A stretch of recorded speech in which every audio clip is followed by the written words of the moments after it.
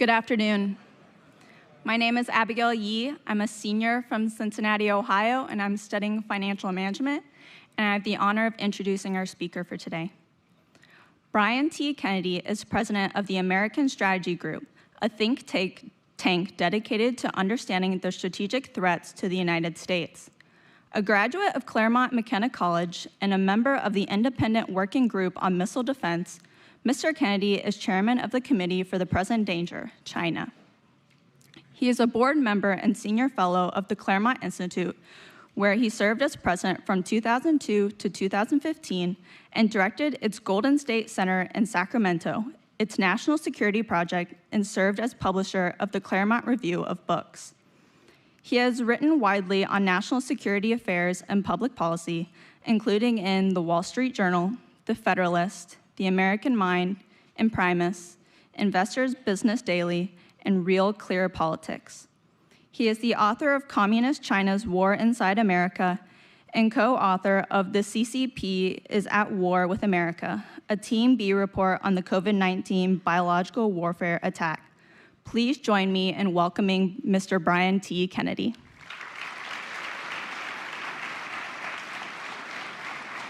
Thank you very much.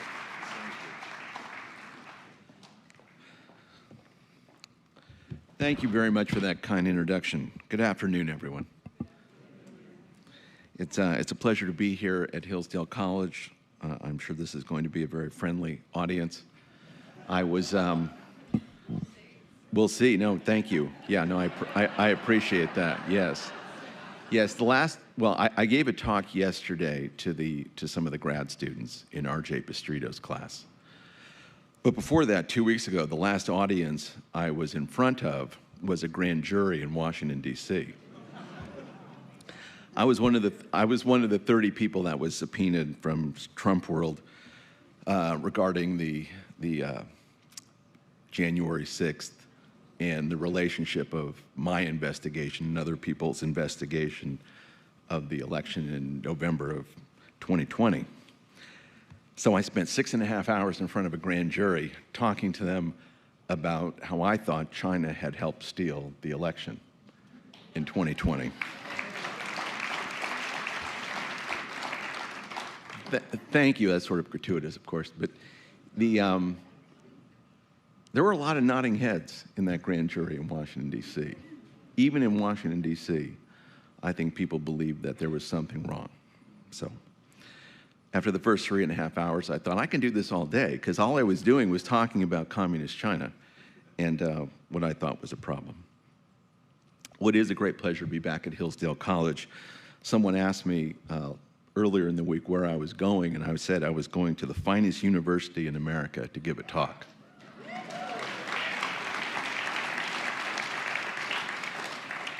I'm very proud of what my old colleagues Larry Arnn and Doug Jeffrey and Tim Casper and Tom West and Mickey Craig and R.J. Pistrito and so many others have built here. It's a really great honor and privilege. Thank you.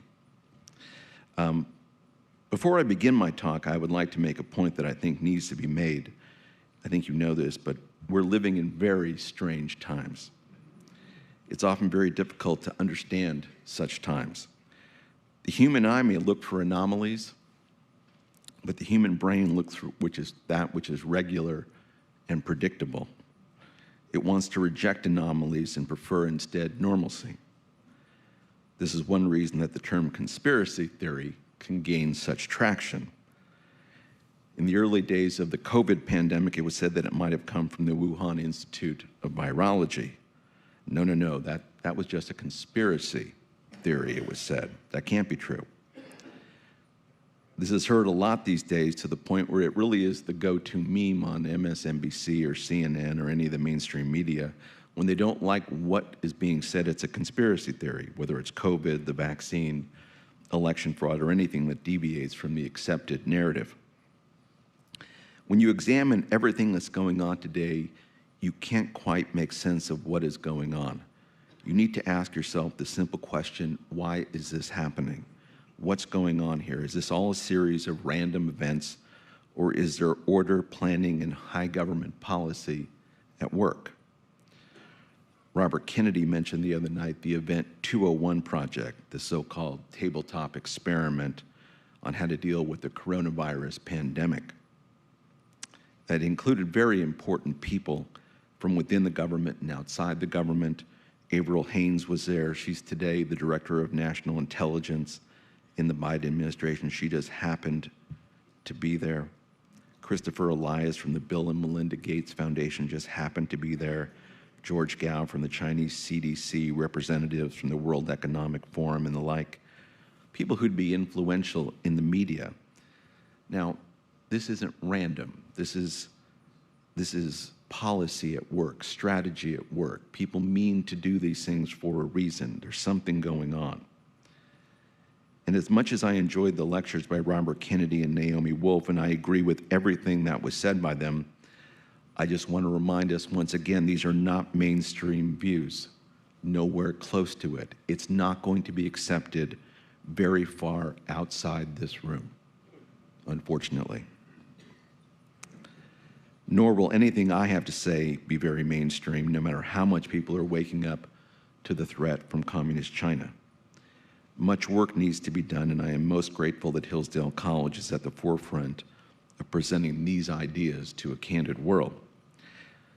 As chairman of the Committee on the Present Danger China, which I founded with Steve Bannon and Frank Gaffney in 2019, I have the pleasure of working with a group of scholars, writers, intellectuals, former military and intelligence officials, academic, policy analysts, and the like to understand what Communist China is trying to do to destroy the United States. Much of what I have to say today will be the product of 4 years of work by the committee to try to understand the machinations of Communist China and our own government, which has seemingly become very malleable and subject to manipulation by the CCP. I would humbly argue that for the last 3 years, the United States, everything the United States has experienced, has been an exercise in information, political, and psychological warfare aimed at the American people, both from abroad and from forces here at home. This includes a biowarfare attack against the United States, although it was treated even today as something else. And that really is the purpose of my talk, to see if we can understand that. Specifically, I'd like to discuss the Chinese Communist Party and its interplay with Big Pharma. Now, I'd like to do 3 things this afternoon. First, I'd like to describe the strategic objectives of the Chinese Communist Party. Second, I'd like to discuss Big Pharma and how it has failed the American people. And finally, I'd like to discuss how I think both of these entities are working to destroy the United States and the free world. First, the CCP. It has a single goal: the control of the earth and all the peoples of it. 3 things should inform how we deal with and think about the Chinese Communist Party. And here we are trying to understand the Chinese Communist Party as they understand themselves. The first is that they have declared a people's war against the United States, a people's war. They declared this in May of 2019 against the United States. This was published in the People's Daily, which is a media arm of the CCP. It was a signal to the people of China that an unconventional war would be waged against the United States and that they should prepare themselves for war. So it was first a message to the Chinese people themselves.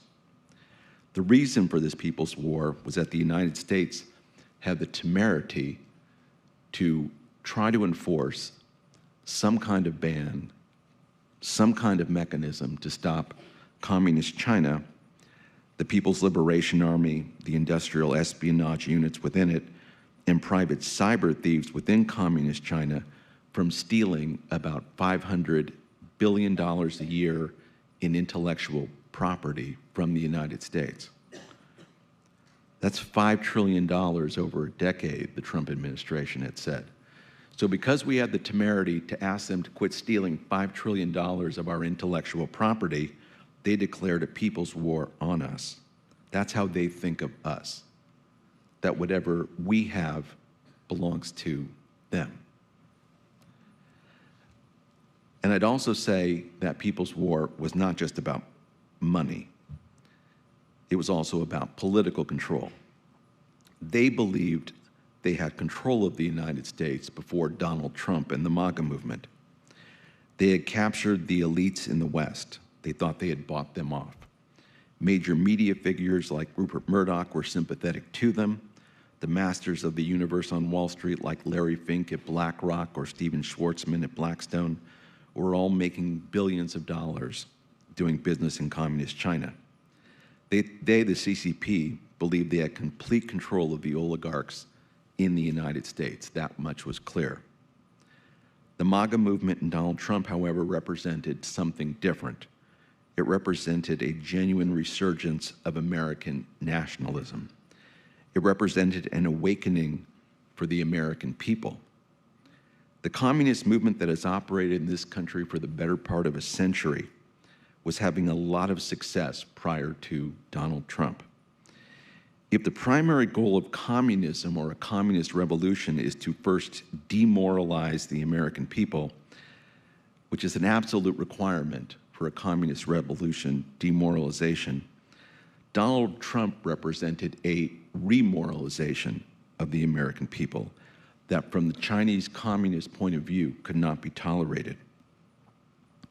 The United States is the most powerful nation of the Judeo-Christian West.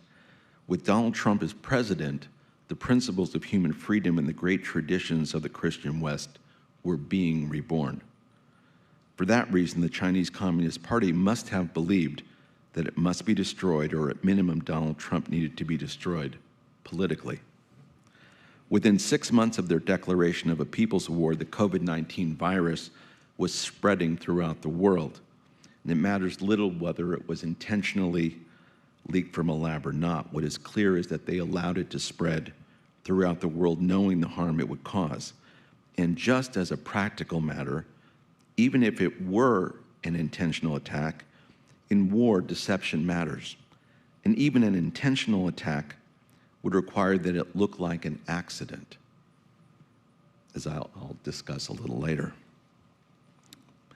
But it was always going to be presented as the possibility of a lab leak. Now, again, regardless, COVID-19 was used as a bioweapon against the United States, which leads me to the second point in this section. When you're trying to understand communist China, you really need to understand their belief in unrestricted warfare. There was a famous book by two colonels in 1999. They were colonels, of course, of the People's Liberation Army, and they wrote a book called Unrestricted Warfare. And it's been a popular document that I and my colleagues on the Committee on the Danger point to, because it's one of the ways to understand China and how they think about policy and statecraft. In the book, the two colonels believe that war between China and the United States is inevitable. And the PRC, they believe, must be prepared, if they are to win, to engage in whatever means are necessary to achieve this. And they say the variable means to achieve this victory include the use of economic warfare, cyber warfare, information warfare, political warfare. They use this phrase, terrorism, biowarfare, and the like. They write that, they tell the world this in 1999. Wars, as we know, are fought on battlefields, on the seas, but yes, today they are also fought online, in the media, in boardrooms, in classrooms, and in laboratories. Their purpose in writing this document, which was very well known in China and outside of China, was to lay down a marker with US policymakers that nothing was going to be out of bounds when it comes to how the PRC viewed the United States. They wanted to make sure the PRC was capable of waging war and that they were committed doing so whenever and wherever it took. So for all the commerce we in the United States may engage in with the PRC, we ought to have no illusions that they see themselves as our enemy, and an enemy that they are allowed to do anything they want to because, after all, from their point of view, they're in a war with us. This leads me to the third part of my section on the Chinese Communist Party, And that's work that's been extensively done by my colleague on the Committee on the Present Danger, J.R. Nyquist. And he's really done extensive work in promoting a secret speech that was given in 2003. And it deals with what the Chinese communists think of as the problem of America. And it was articulated in this speech by the Chinese Defense Minister, General Shi Ho-shin. He gave it to members of the Politburo, and I'm going to focus a bit on it today because I think it is one of the most underappreciated documents that our intelligence community has and does not highlight. And I think you'll see where I'm going with this as I lay this out. He's talking to the people within the Politburo who are going to be planning out the future of Chinese strategy. And he's taking a long-term view the way the Chinese typically do. As he's laying out the problems for them to deal with, he is referencing Nazi Germany first in World War II, of course. He says about Nazi Germany, the following are the fundamental causes of their defeat, the Nazis. First, they had too many enemies all at once, as they did not adhere to the principles of eliminating enemies one at a time. Second, they were too impetuous, lacking the patience and perseverance required for great accomplishments. Third, when the time came for them to be ruthless, they turned out to be too soft, therefore leaving troubles that resurfaced later on. So just for perspective, Shi Ho-shin believes the Nazis were inherently, as he says, too soft to win the Second World War. So he lays out what ought to have been their strategy. He says, let's presume that back when Germany and Japan had been able to keep the United States neutral and had fought a protracted war step by step on the Soviet front, if they'd adopted this approach, gained some time to advance their research, eventually succeeded in obtaining the technology of nuclear weapons and missiles, and launched surprise attacks against the United States and the Soviet Union using them, then the United States and the Soviet Union would not have been able to defend themselves and would have had to surrender. Little Japan, he says, in particular, made an egregious mistake in launching the sneak attack on Pearl Harbor. This attack did not hit the vital parts of the United States. Instead, it dragged the United States into the war, into the ranks of the gravediggers that eventually buried the German and Japanese fascists. Pretty interesting, the way he thinks of that. He goes on to say, ostensibly in comparison, today's China is alarmingly similar to Germany back then. Both of them regard themselves as the most superior races. Both of them have a history of being exploited by foreign powers and are therefore vindictive. Both of them have the tradition of worshiping their own authorities. Both of them feel that they have insufficient living space. Both of them raise high the two banners of nationalism and socialism and label themselves as National Socialism. Both of them worship one state, one party, one leader, and one doctrine. He's comparing himself in this to the Nazis. So bear with me here because he really is trying to make an argument to the Politburo about how they need to think about their strategic future. He goes, first is the issue of living space. This is the biggest focus on the revitalization of the Chinese race. He basically then starts complaining that they don't have enough land in which to live. China, big country, but with a big population. He starts complaining about how they polluted communist China. This is 2003. They polluted communist China to the point where it's unlivable. He says, anybody who has been to Western countries know that their living space is much better than ours. They have forests along the highways, while we hardly have any trees by our streets. Their sky is often blue with white clouds, while our sky is covered by a layer of dark haze. Their tap water is clean enough for drinking, while even our groundwater is so polluted that it can't be drunk without filtering. They have few people in the streets, and 2 or 3 people can occupy a small residential building. In contrast, our streets are always crawling with people, and several people have to share one room. So he's establishing in this story their resentment of the West, that they should have these resentments against the West. He goes on, from the perspective of history, the reason that China is faced with the issue of living space is because Western countries established colonies ahead of Eastern countries. Western countries established colonies all around the world, therefore giving themselves an advantage on the issue of living space. To solve this problem, we must lead the Chinese people outside of China so that they could develop outside of China. Now, this is a really important point, for it does to be the beginning of a change in Chinese strategy, at least when it comes to their public presentation.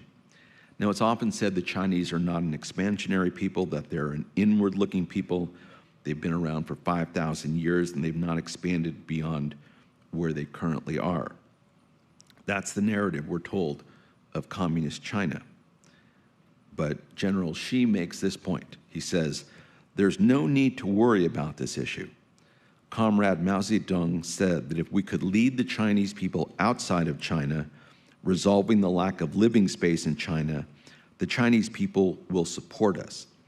At that time, we don't have to worry about the labels of totalitarianism or dictatorship. So already in China, they were feeling criticisms of totalitarianism and dictatorship within China. And so he says, as a practical matter, whether we can forever represent the Chinese people depends on whether we can succeed in leading the Chinese people out of China. After some deep pondering, we finally come to this conclusion. Only by turning our developed national strength into the force of a first striking outward, only by leading people to go out can we win forever the Chinese people's support and love for the Communist Party. Our party will then stand on invincible ground, and the Chinese people will have to depend on the Chinese Communist Party. They will forever follow the Communist Party with their hearts and minds, as was written in a couplet frequently seen in the countryside some years ago, listen to Chairman Mao, follow the Communist Party. So for him, expansion outside of China is critical. That is the thing that matters. He says, what is the third issue we should clinch firmly in order to accomplish our historical mission of national renaissance? It is to hold firmly onto the big issue of America. The renaissance of China is in fundamental conflict with Western strategic interest, and therefore will inevitably be obstructed by the Western countries doing everything they can. So only by breaking the blockade formed by the Western countries, headed by the United States, can China grow and move forward. And so it is clear that he says our future strategy is against the United States. We need living space. They have it. So he says, therefore, solving the issue of America is key to solving all other issues. First, this makes it possible for us to have many people migrate there and even establish another China, he says, under the same leadership of the CCP. He says, America was originally discovered by the ancestors of the yellow race. He says, we, the descendants of the Chinese nation, are entitled to the possession of this land. It is said that the residents of the yellow race have a very low social status in the United States. We need to liberate them. Second, after solving the issue of America, the Western countries of Europe would bow to us, not to mention Taiwan, Japan, and other small countries. Therefore, he says, solving the issue of America is the mission assigned to the CCP members by history. Now, there is something very powerful in that formulation. The idea that he thinks that America is theirs, and that there are people here, Chinese people here, that need to be liberated, should be of great concern to all of us. Now he says, this is almost the end, only by using special means to clean up America will we be able to lead the Chinese people there. This is the only choice left for us. This is not a matter of whether we are whether we are willing to do it or not. What kind of special means is there available for us to clean up America? He says conventional weapons such as fighters, cannons, missiles, and battleships won't do. Neither will highly destructive weapons such as nuclear weapons. We are not as foolish as to want to perish together with America by using nuclear weapons, despite the fact that we have been exclaiming that we will have the Taiwan issue resolved at whatever cost.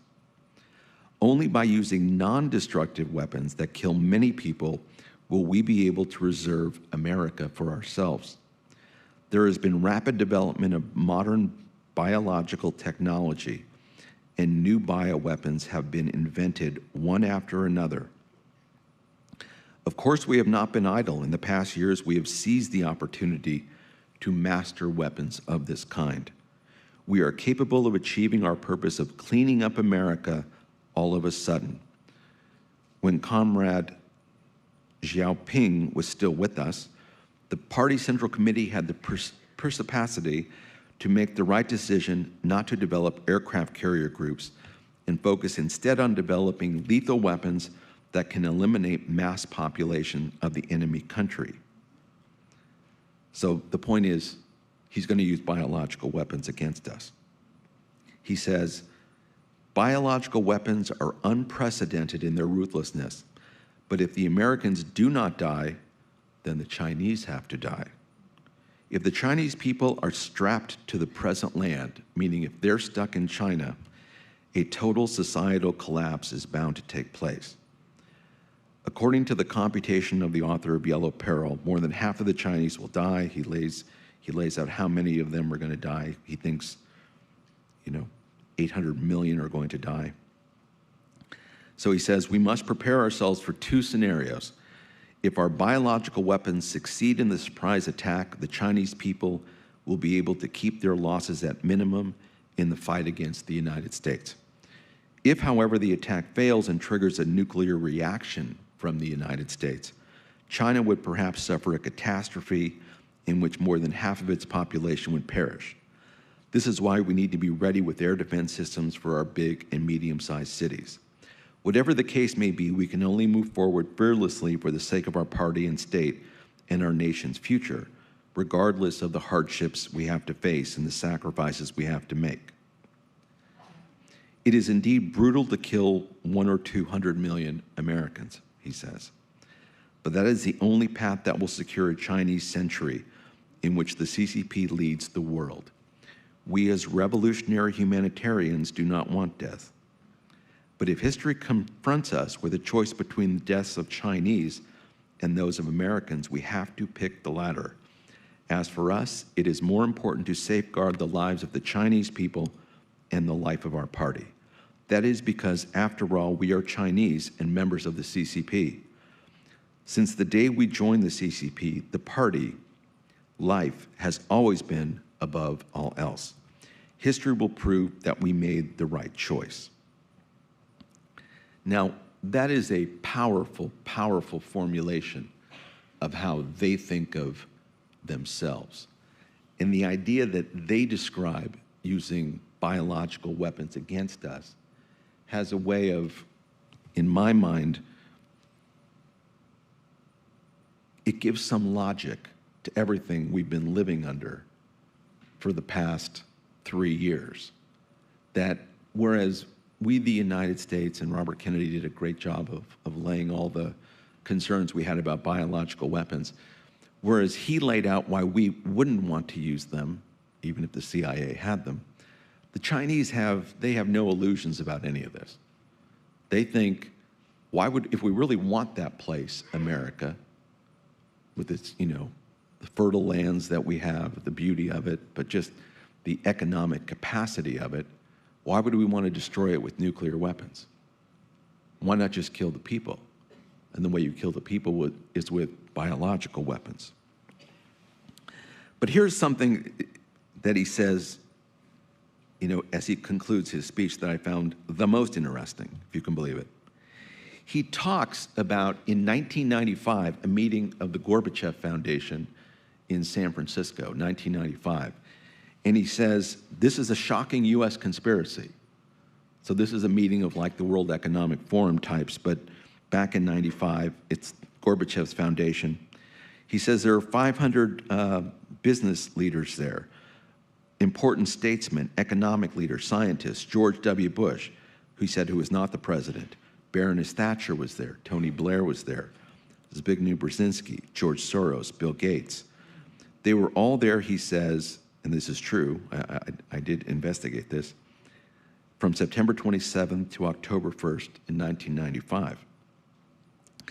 And they're talking about the world's population, among other things. It's a very sort of future-looking meeting of all these world leaders, not unlike what the World Economic Forum and George Soros and Klaus Schwab do today.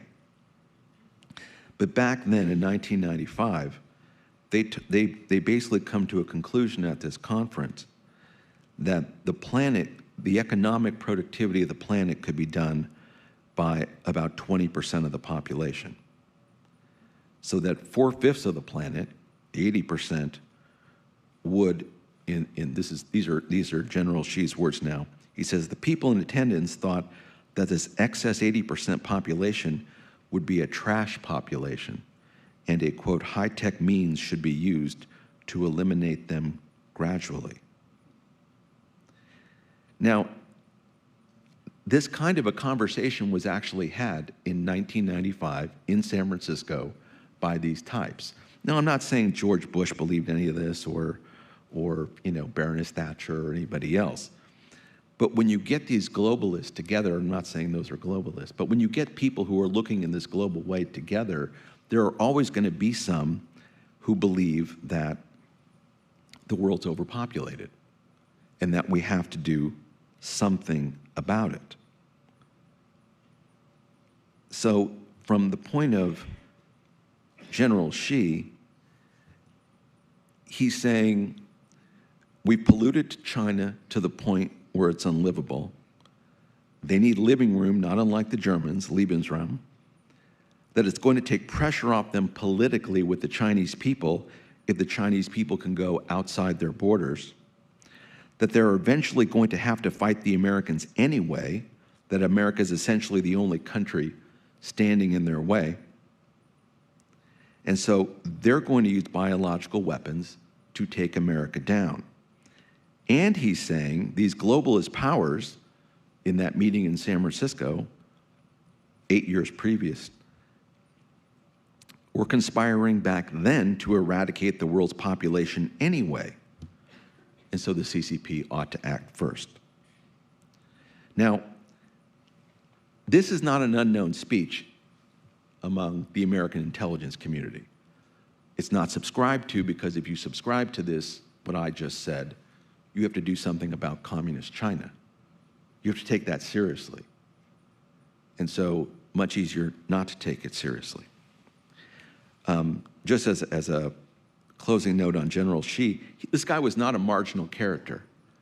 He was responsible for organizing how to deal with Tiananmen Square in 1989. He organized that, which was one of the most sophisticated exercises in political suppression in the history of mankind. He would be sent to Washington after that. He was promoted after Tiananmen Square. He would go to Washington all the time and give military talks, military to military talks. So our military knows him well. They know he's a serious guy. And I spent time on this, a lot of time on this, because if we're going to win the war we're in with them, we need to understand that this is how they're thinking about us. They're thinking about not merely hurting us, but potentially killing all of us and taking North America. And they think about it not in terms of sort of some like native hatred of the United States, but they're saying, essentially, we've destroyed China, we need to go somewhere else. If we're going to have to fight a war with the Americans anyway, because they're the only thing standing between us and global domination, we might as well start now. And one could argue they've spent 20 years preparing for that. Within that context, in my time remaining, I'd like to focus on Big Pharma and its relation to that. Because if you're China, would you have an interest, if you're about to engage in biological warfare, would you want to co-opt Big Pharma? One would have to think that wouldn't be a crazy idea. In this country, we've promoted Big Pharma in a variety of ways because any nation like ours should have an advanced industry where we can investigate the best medicines.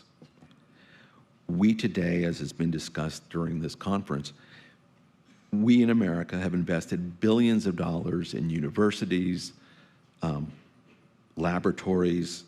We put money into all sorts of research to develop new pharmaceuticals to deal with all sorts of diseases. And we should have been focusing as well on the supply chain. Now, the government agencies, it appears, were co-opted by Big Pharma. In a properly functioning republic, it wouldn't be crazy to put public monies to encourage Big Pharma to invest in certain things. But as to be expected, we screwed that up as a nation. We put money into Big Pharma, and Big Pharma did what it wanted to do, not what was good necessarily for the American people. For the last half century, we have substituted, in my judgment, common sense for pills. Now, without the communists raising a finger, we're becoming ever obese as a society. Instead of encouraging people to lose weight and exercise, we give them pills to lower their cholesterol and blood pressure. Not crazy if they have high cholesterol and high blood pressure, it is thought. But because the body doesn't react well to that pharmacology, an array of other problems occur within human beings. And so Big Pharma has been in the business to make money by dealing with all the problems that either one set of drugs cause or that vaccine causes. And I think Robert Kennedy Jr. had an excellent treatment of all that. And you can see Big Pharma has gotten so rich that, you watch any sports or TV show and it's sponsored by, commercials are by, Pfizer, Moderna, Novartis. I especially like the ones where, they're talking about, fixing, you have a pain in your lower back and they can give you something and they start listing off all the side effects that include, a variety of things, including, and my favorite always is suicidal tendencies, right? Your lower back's gonna feel great, but you may have these suicidal tendencies. But you almost think these are such obscure drugs. What is the point of advertising for them? And then you realize maybe they're not really advertising to fix the problem, but to control the networks. Because they're advertising things that they can't be making that much money on. But if they control the networks by subsidizing all these TV shows, everything is, brought to you by Pfizer, then that has a corrupting influence.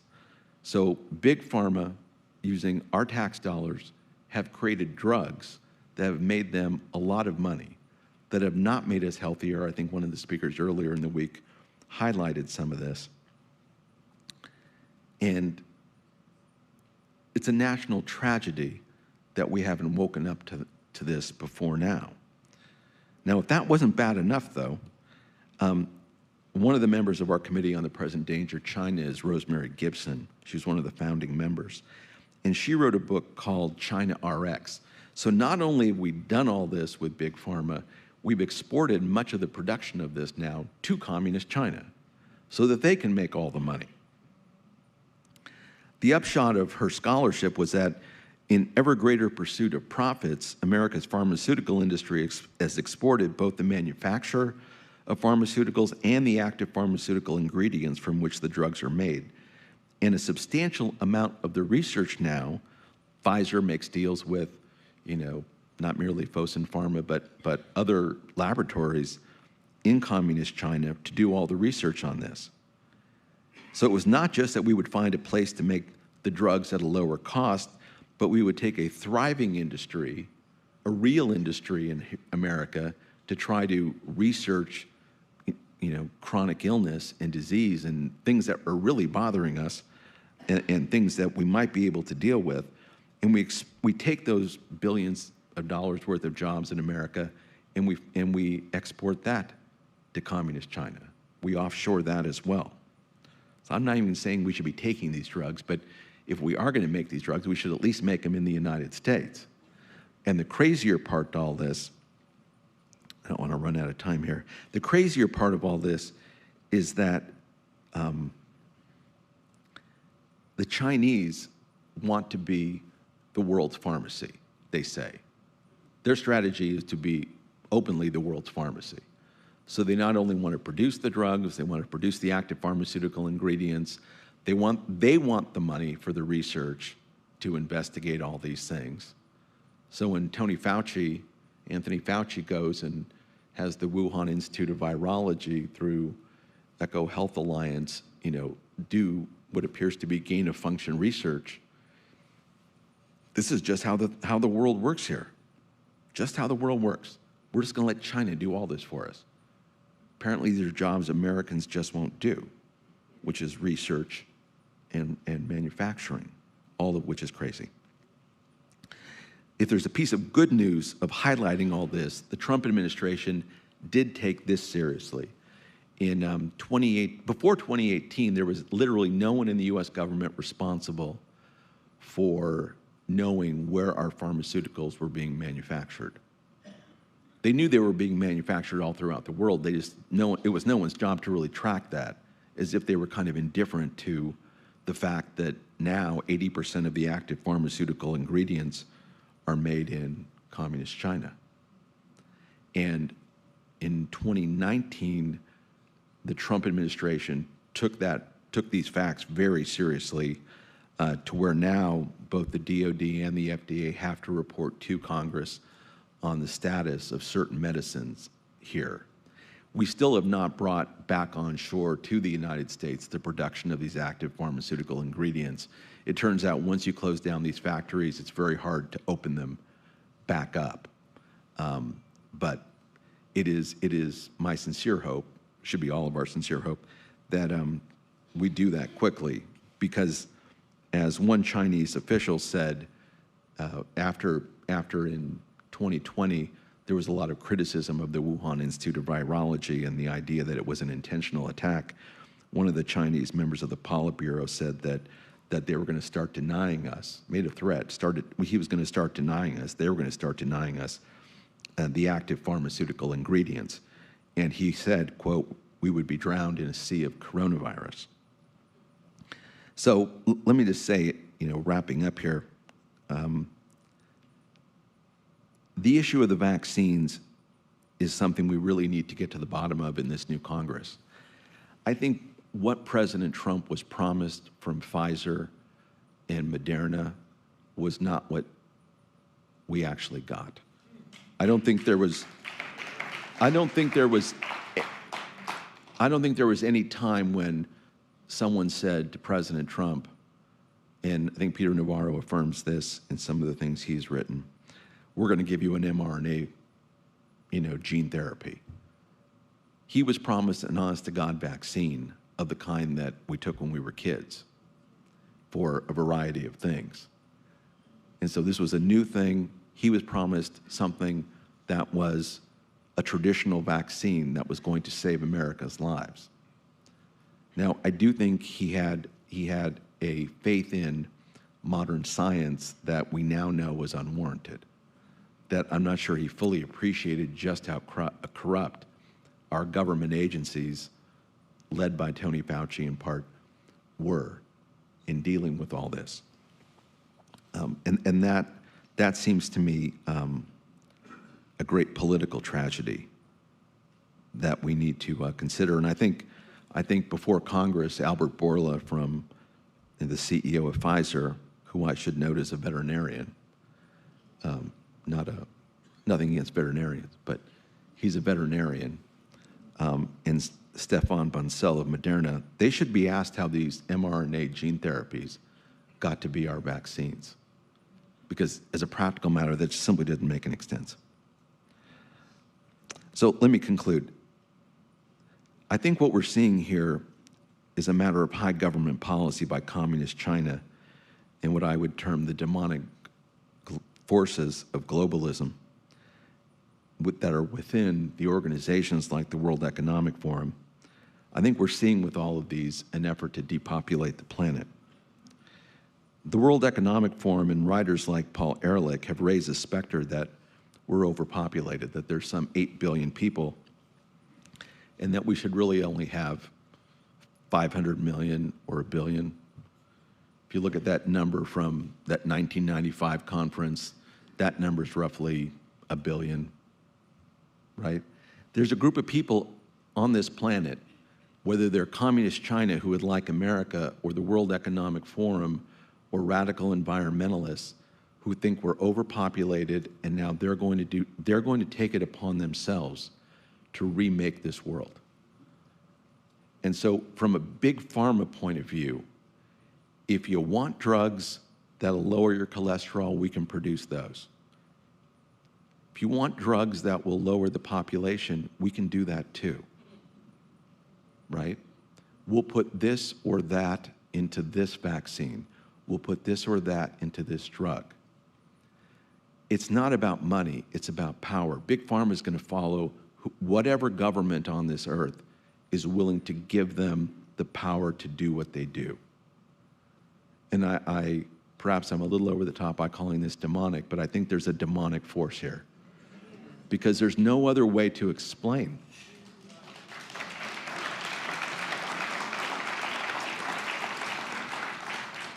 There's no other way to explain, either Big Pharma is grossly incompetent or they're malicious and evil.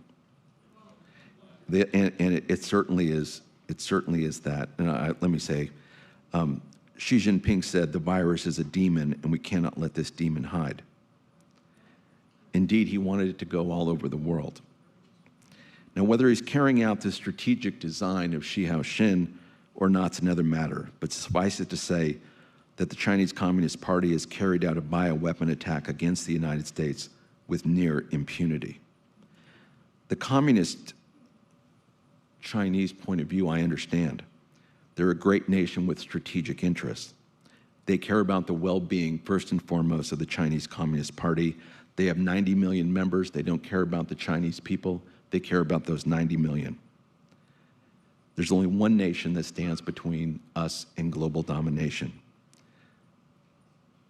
We in this room who care about human freedom must rally our countrymen to understand the threats before us.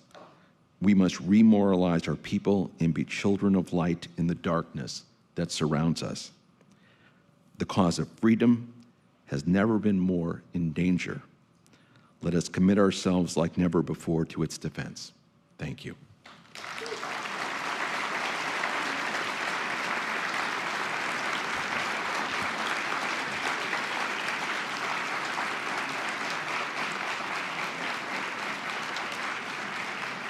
Thank you. Thank you.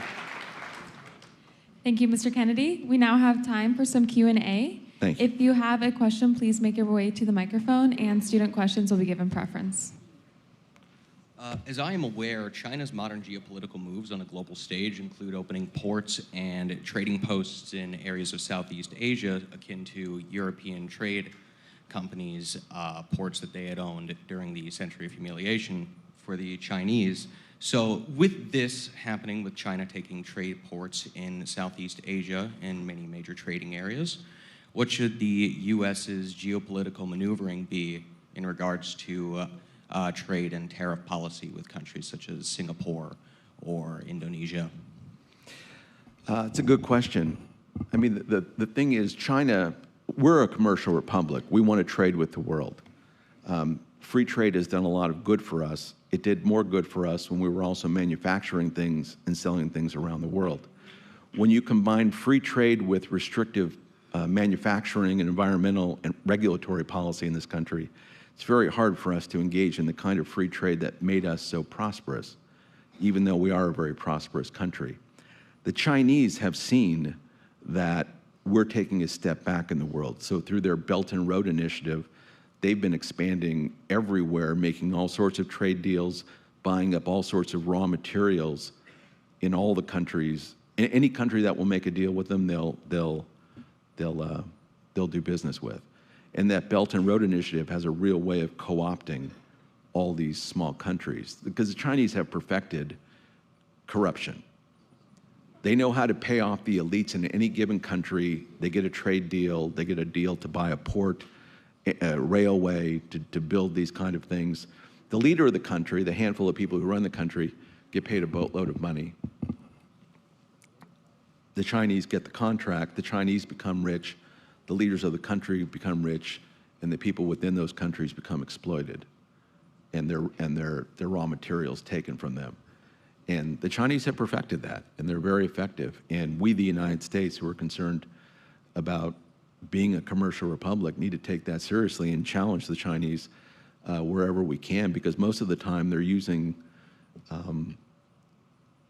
methods that are illegal from our own standards to achieve these deals. Yes.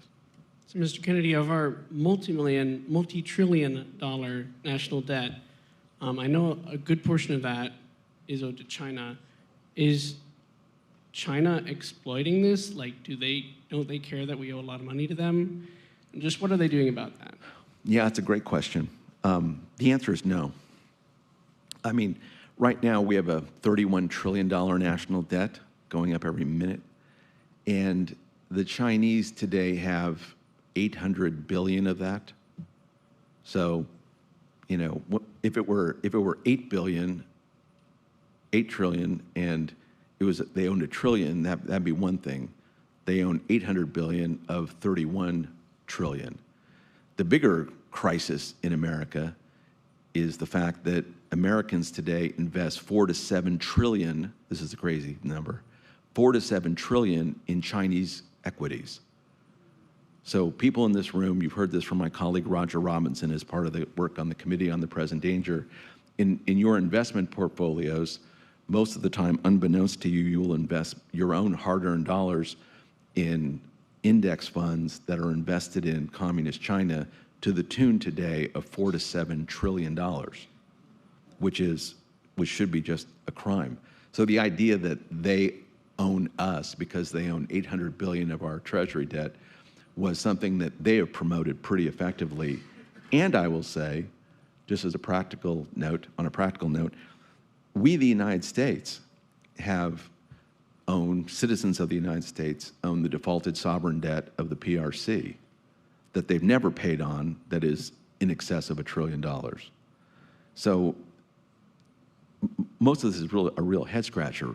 We're not doing anything to hold China to account on anything. They steal our intellectual property. They, exploit our markets in a variety of ways. They get our Wall Street titans to invest in them, and no one's watching what they're doing. That's how, unfortunately, corrupt a country we are. Yes. Hi, thank you very much. I don't know if this is fake news, but I have read in many places that the number of members of the Communist Party in China is dropping significantly. And also in the 1990s, David Aikman wrote a book called Jesus in Beijing, where I learned in that book that there are actually more Christians in China than the rest of the world combined. So I'm wondering I don't know what my question is, but maybe to comment on that. Like, what is the role of faith and in the conversion of the Chinese people, given this scenario? Yeah, I would love for it to be true that were so. I don't see any evidence that the Chinese Communist Party is declining in numbers, and it seems to be getting ever more powerful. It has 90 million members. The Chinese students that you see in the United States, from mainland China, there's about 300,000. It used to be more before COVID. These are the children of the Chinese elite. They're the future masters. They're part of the effort to steal that $500 billion a year. They're making plenty of money. They're growing in number. Does China have a population problem? Yes, they do, but not among that wealthy elite. Christianity in China is still being suppressed. The Chinese Communist Party they actually believe in communism. They believe that atheism is their strength. Their strength. Atheism and unity are the two phrases that they often use. And so they've managed to suppress Christianity's, there. And they've also managed to corrupt the Catholic Church, which has, all sorts of outlets there. And the Catholic Church even has not been able to navigate their way around that. Yes, sir. All I can say is, wow. I'm trying to find a bit of optimism here. I have personally no hope that our federal or our national government is capable of dealing with China under its current construct, in my opinion. Right. However, your colleague, Steve Bannon, often talks about, I'm from Brooklyn, so my Asian accent probably isn't very good, Lao Bai Zhang. He claims that in 1984 or whatever it was with Tiananmen Square, if the United States had supported the Lao Bai Zhang, that China would be done back then. Is there a chance that the Chinese people have not voted yet, and there's a chance that they could be a strategic benefit to the world? I think that's a fabulous question. Steve is an optimist, I will say. The Dark Lord is an optimist. I'd like to think that Chinese people would rise up. There's plenty of reason for them too. You saw a lot of evidence of the potential for them to rise up in some of these lockdowns.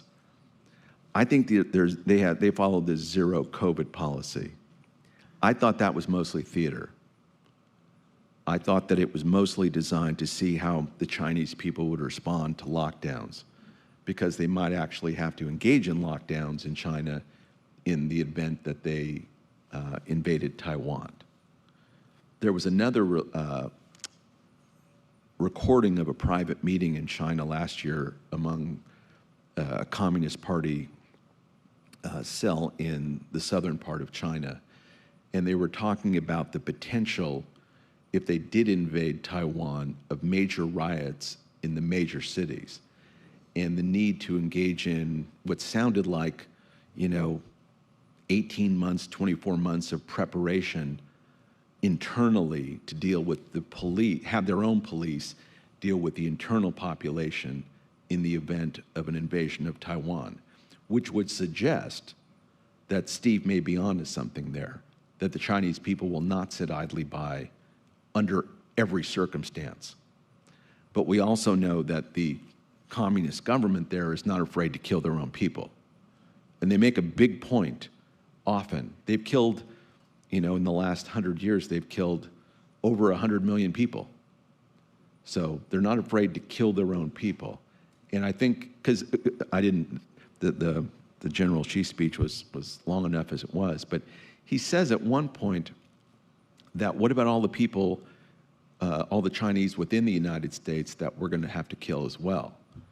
And he basically says, and we've done it before, we'll do it. Essentially, we've done it before, we'll do it again. If we want to save all these other people in communist China, we're going to have to kill the Chinese that are in America too. So he doesn't. They don't really seem to care about that. It's those 90 million members of the Chinese Communist Party. Now, this is true of everything that we're dealing with. It's a fraction of 1% of this global elite that are trying to tyrannize us. There's more of us than there are of them. We sit idly by, they win. We can't let that be the case, whether it's here or in communist China. I'm not sure what we can do to help liberate the communist Chinese, or the Chinese people from the party. And we pray that they do it themselves for the sake of the whole world. But my main message is that we in America have to wake up. We have to liberate this country. We're an occupied country right now. We're not living in a republic. We now have time for one more question. In 1989, I found myself in Beijing, China, opening the first chiropractic clinic there. And I was there during the Tiananmen Square incident. I love chiropractors. And we would go down to the square before the whole lockdown happened to hang out with the students. And I would walk around, and I'd have a Chinese translator with me. And if I stopped moving, they would close in and they would just start firing questions in Chinese to the translator. And you know what those questions were? How do you do your democracy? How do you elect a president? They wanted me to go back to civics class and like spell it out for them. So when I hear your comments and I think about those exact human beings that I encountered and their just thirst for freedom and democracy, and what I saw happen just days later where we're in the square, everything's peaceful. Everything was completely peaceful. The crime rate was way down. The car accidents were way down because they were just bicycles. And the 5 abreast soldiers come marching down the alleyway and turn into Tiananmen Square, and they had no guns. They were unarmed, and the people were so angry, and they just tore at them. And then they could say, oh, look at the hooligans in Tiananmen Square. So I guess my question is, if we think of the individual human beings, and if they could have gotten out and gotten to America, they would have embraced this. They don't want that. No, So- I believe it's a great question to close on. I don't think they want that. But here's what I think may have happened in Tiananmen Square. That the Chinese saw that there was a spirit of democracy and freedom within their own people. And they might have organized Tiananmen Square so that those people you talk to, that they rose up. That the communists are very sophisticated politically when they engage in political war. They do it in such a way as to expose, for instance, if I'm right about this speculation, about Tiananmen Square, because it was General Shi Haoshen who organized this, the same person who's talking about the biological warfare. He organized essentially Tiananmen Square. And it was very possible the way he organized it was to have people incite those good people within China who believed in democracy and have them rise up so that then they could then be crushed. That's how they think. They don't think like us. Whatever way we think politically and engaging in politics and rhetoric and discourse, they don't think that way. They are absolutely ruthless. They mean to be masters of the earth. If something is going to stand in their way, they crush it. And yes, the Chinese people can stand up. And I think the best thing for the Chinese people today is if the American people stand up. If we get a free country here, China can be free. If we don't, they don't. Thank you.